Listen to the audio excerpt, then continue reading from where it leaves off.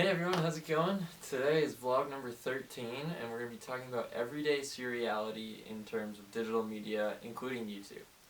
Yeah, here we go.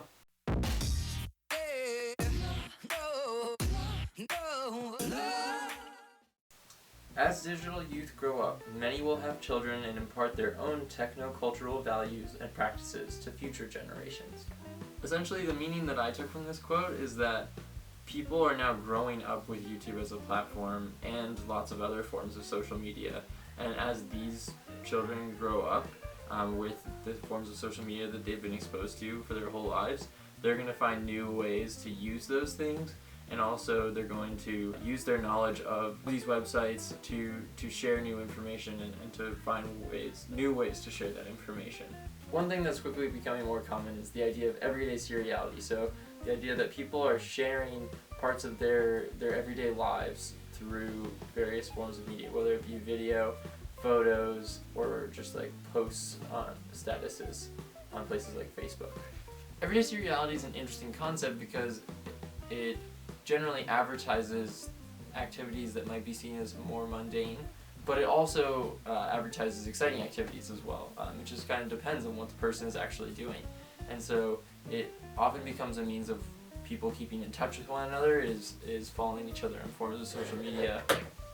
Personally, I do partake to some degree in a lot of forms of this. I have this YouTube channel and another YouTube channel that I had before I started this class, in which I occasionally post videos of the various things that I've done, whether they be montages of a trip that I went on, or a sporting event that I played in, or things like that. Alright, now I just wanted to ask some quick questions. So, first off, will YouTube continue to grow as kids who have grown up with it start to mature? To analyze my own question, I think that grow might be the wrong word choice. YouTube, while it might continue to grow and expand, it already has a pretty far reach, and I think that YouTube might transform, might be a better description, because I'm sure that people are still learning how to use the platform in ways in which it can be used that people don't use it yet, and there's probably a lot of experimentation still to come. So I'm pretty sure we'll probably see more of a transformation of the way that people use YouTube. Next, I wanted to ask, why are certain mundane activities entertaining to watch in video format? Is it the fact that we can connect and relate to these experiences?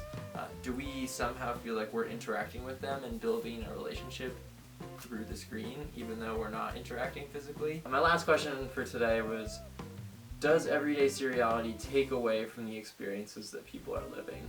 So by documenting all of the things that you're doing, are you less engaged with your whatever activity it is that you are doing?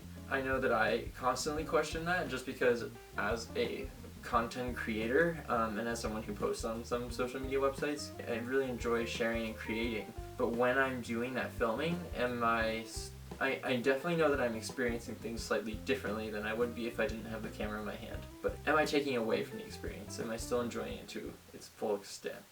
Alright, I know I said that I was going to do a series where I sang and did my own background too, but I've decided, just for the sake of keeping things interesting and doing something a little different each video, I'm probably not going to stick with that. I'm just going to mix it up.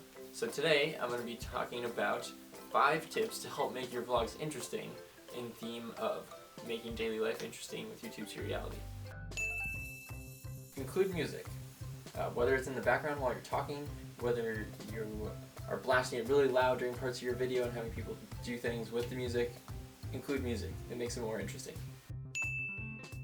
Tip number 2, dance. Be silly. Do goofy things and just be a funny person if you can.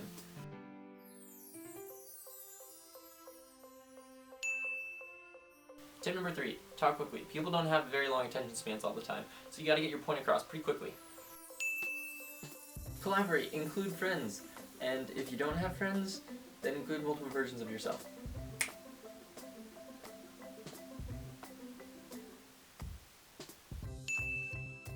Tip number 5. This one's in all honesty, and if you don't remember anything else that I said, just remember this one. Be yourself and have fun.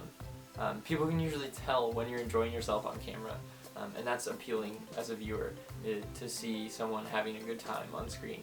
So yeah, just have fun with it and be who you are and show the creative things that you want to show.